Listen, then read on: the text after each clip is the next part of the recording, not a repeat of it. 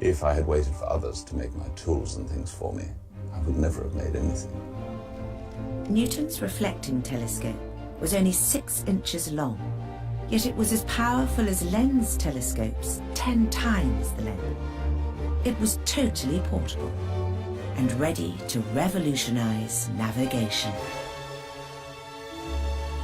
The telescope and the clock are what is needed to tell you where you are at sea.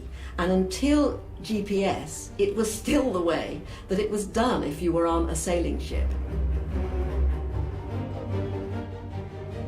In 1671, Newton's mathematics don, Isaac Barrow, finally brought Newton to the attention of the world's first scientific organisation, the Royal Society in London.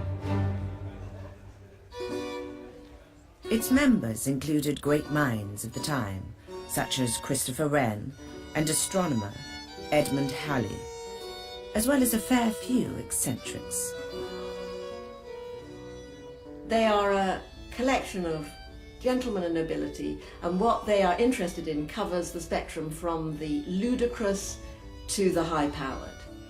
They are interested in looking at their own sperm, which they found completely fascinating, and I'm sure they went away and tried at home. You have Edmund Halley writing a paper on cannabis. You have how to develop a better apple and how to wash your laundry and how to deal with the gout. You're in a world of magical mystery, nonsense and science all mixed up together. There is nothing that is off limits for the early Royal Society. Newton's compact telescope was a hit. The man who lived in his head was hailed by the Royal Society for what he had made with his hands. Newton was delighted. I was surprised to see so much care taken about securing an invention of mine for which I had hitherto had so little value. Newton was accepted into the Royal Society in January 1672, and he finally published his findings from the prism experiments as his Theory of Light and Colours. Newton was in no doubt about the importance of his work. My theory of light and colour is the oddest, if not the most considerable detection which has been made in the operations of nature.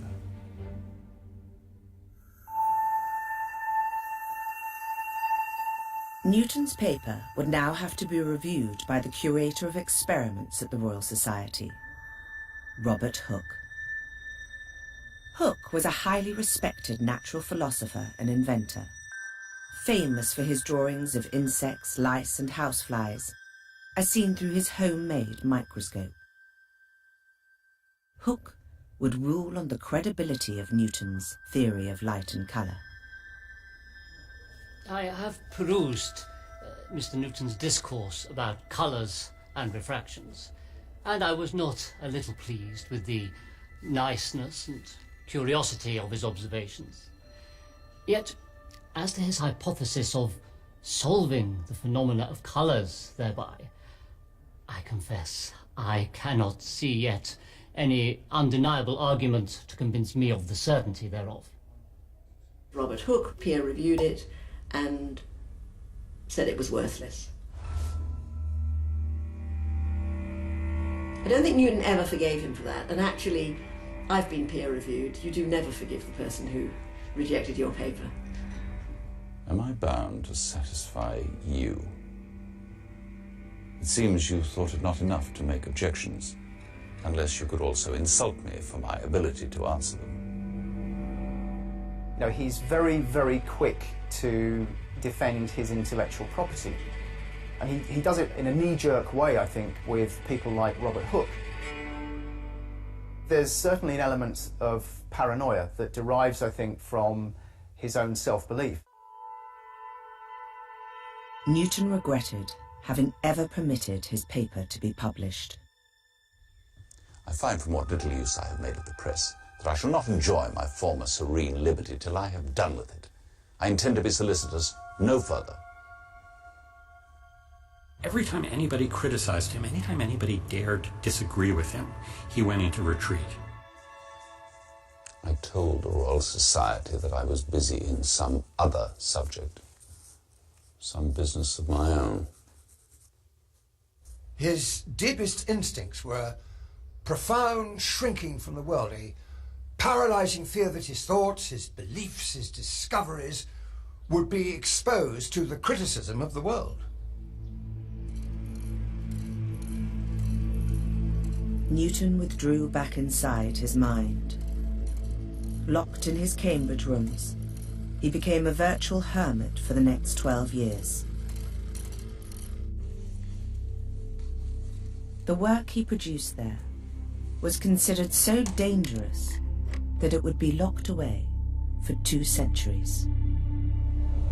This was his deepest obsession. It lay waiting in the dark until, like some mythical dragon, Isaac Newton's secret could be released back into the world.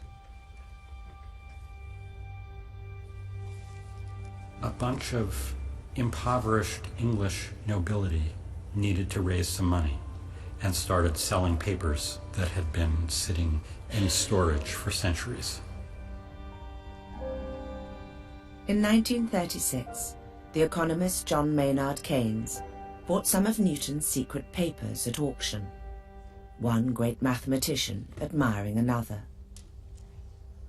Sotheby's was auctioning the stuff off, and Keynes was righteously horrified. I mean, this is, excuse me, but it's England's birthright. And the idea that these very important and revealing papers were going to go into private hands kind of disgusted him.